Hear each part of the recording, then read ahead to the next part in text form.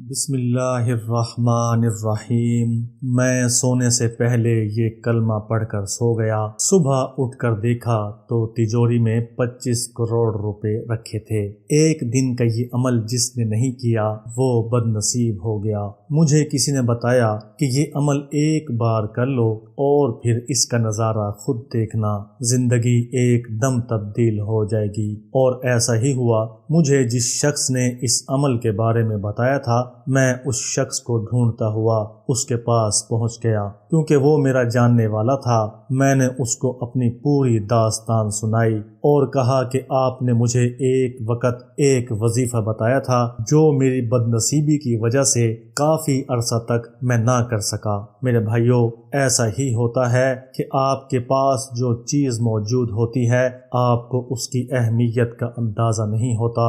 یہ وظیفہ میرے پاس بہت عرصے سے موجود تھا اور میں نے کبھی سوچا بھی نہیں تھا کہ اس وظیفے کا اتنا بڑا اثر مجھ پر ہوگا، اسی لیے یہ وظیفہ ایسے ہی پڑا ہوا تھا۔ اب میں نے اس کو کہا کہ آپ نے مجھے ایک وظیفہ بتایا تھا، مجھے اس کے بارے میں مکمل تفصیل چاہیے، مجھے اس وظیفے کا مکمل راز بتا دیجئے۔ میں جاننا چاہتا ہوں کہ آپ تک یہ وظیفہ کیسے پہنچا اور آپ نے اتنی ایمانداری کے ساتھ مجھے وظیفہ دیا اور بڑا مطمئن ہو کے آپ نے مجھے کہا تھا کہ یہ وظیفہ لازمی کرنا ہے۔ اس کی کیا وجہ ہے کہ آپ کو اس وظیفہ پر اتنا اعتماد تھا؟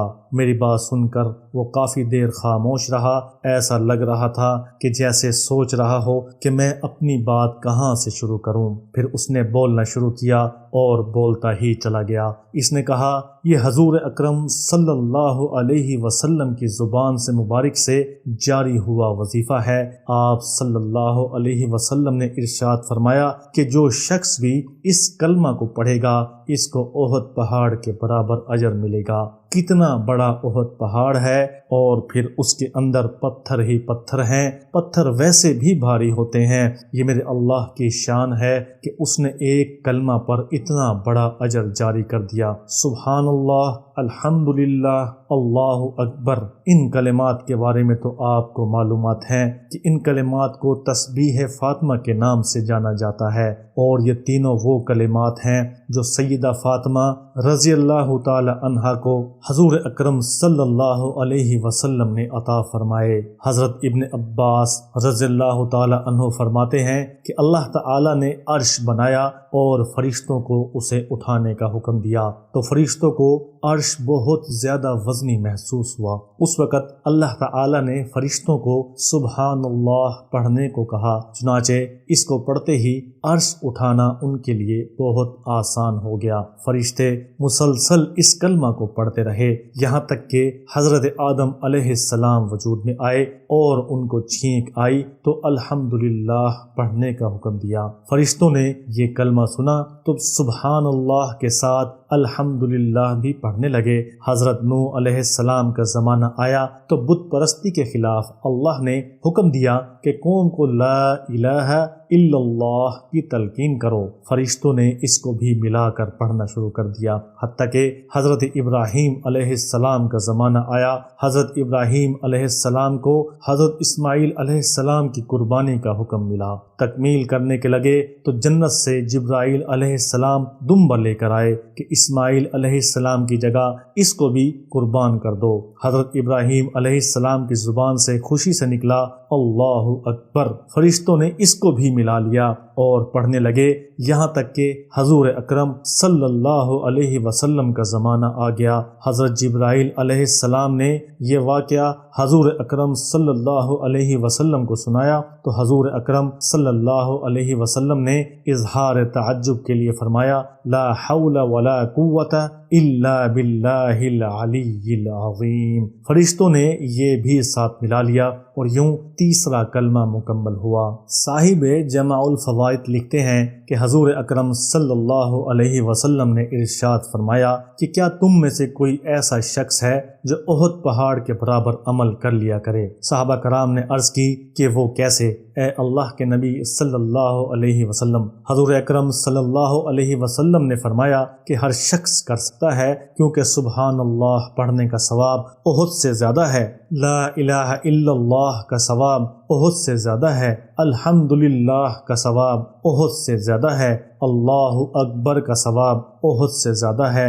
حضور اکرم صلی اللہ علیہ وسلم کے زبان مبارک اور پھر اولیاء صالحین و کاملین کے عمل سے ثابت ہوا کہ اس کلمہ میں کوئی انمول خزانہ چھپا ہے، کہ حضور اکرم صلی اللہ علیہ وسلم نے تو اس میں موجود کلمات کو احد جیسے بلند مرتبت پہاڑ سے بھی زیادہ بابرکت قرار دے دیا۔ یہ سب کہہ کر اس نے مجھے کہا کہ آج میں نے آپ کو ایک بہت بڑا خزانہ دے دیا ہے۔ جب میں نے پہلے آپ کو یہ کہا تھا تو اس وقت آپ کو اس کے فضائل و برکات معلوم نہیں تھے، لیکن آج آپ کو اس کے بارے میں ہر چیز معلوم ہے۔ اس نے تو اتنا کہا اور میں وہاں سے چلا آیا۔ پھر اس کلمہ کی برکت سے مجھے کیا کیا ملا اور اللہ تعالیٰ کی کن کن نعمتوں سے میں مالا مال ہو گیا، یہ میں آپ کو بتاتا ہوں۔ اگر آپ بھی ان کلمات کو ان کے حق کے ساتھ ادا کرو گے تو دنیا کی کوئی ایسی چیز نہیں ہوگی جس کی خواہش آپ کو رہے گی، کیونکہ دنیا کی ہر نعمت، دنیا کی ہر خوشی آپ کو مل جائے گی۔ دنیا میں ہمیں صرف 3 چیزیں چاہیے ہوتی ہیں، جس میں سب سے پہلے نمبر پر مال و دولت ہے۔ اگر آپ کو اس کلمہ کی برکت سے اتنا مال میسر ہو جائے، اتنی دولت آپ کو مل جائے کہ جگہ نہ رہے، تو پھر آپ خود سوچیں کیا آپ کو اس کی مزید ضرورت رہے گی؟ کیونکہ ہر چیز کی ایک حد ہوتی ہے، اور یہ کلمہ انشاءاللہ آپ کے لیے وہ حد ہے، اور انشاءاللہ اس عمل کے کرنے کے بعد آپ کو کسی اور عمل کی ضرورت نہیں پڑے گی۔ ابھی آپ نے یہ لازمی آزمانا ہے اور مجھے لازمی بتانا ہے۔